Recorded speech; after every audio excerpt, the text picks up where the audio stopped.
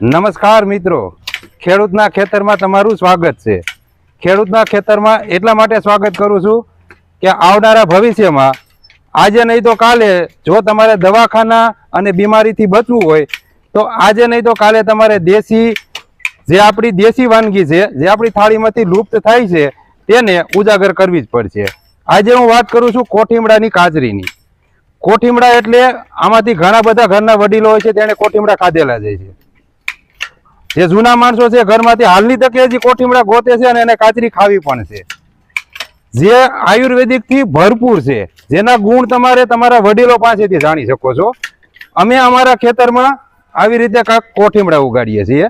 આમાં કોઈ પણ પ્રકારનો દવાનો છંટકાવ કે બીજી કોઈ દવાની આઈટમ આવતી નથી। હવે આ અમારી કંઈક આવી પ્રોસેસ છે જે અમે વાડુમાંથી ઉગતી આઈટમને અમારી ખેતરમાં ઉગાડી છે અને આ એક કોઠીંબા છે જેનું કંઈક આવી રીતના કટિંગ થાય છે અને આવી રીતના કંઈક એની હુકવણી થાય છે।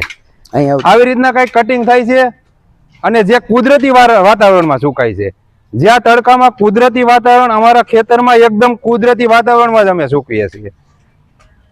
હવે આવી કોઠીંબાની કાચરી છે, જે કોઠીંબાની કાચરી છે, જે લુપ્ત થતી આઈટમ છે, એને બચાવવા માટે અમારા એક વડીલ છે અહીંયા, હરસુખ બાપા। મારી કરતા તો આ કોઠીમડાની કાચરી વિશે વધારે જાણકારી હરસુખ બાપાને છે, તો હરસુખ બાપા પાસેથી જ આપણે એના મોઢેથી ને સાંભળીએ।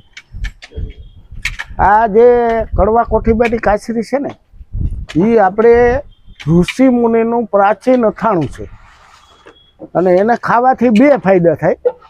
એક, ડાયાબિટીસને આગળ વધવા ન દે, ન હોય તો થવા ન દે, અને કબજિયાત માટે ઉત્તમમાં ઉત્તમ વસ્તુ આ ઋષિમુનિનું અથાણું છે, પેલું સૂકું હજારો વર્ષ પહેલાંનું।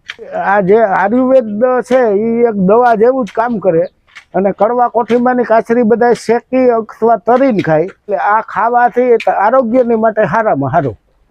જય હિન્દ।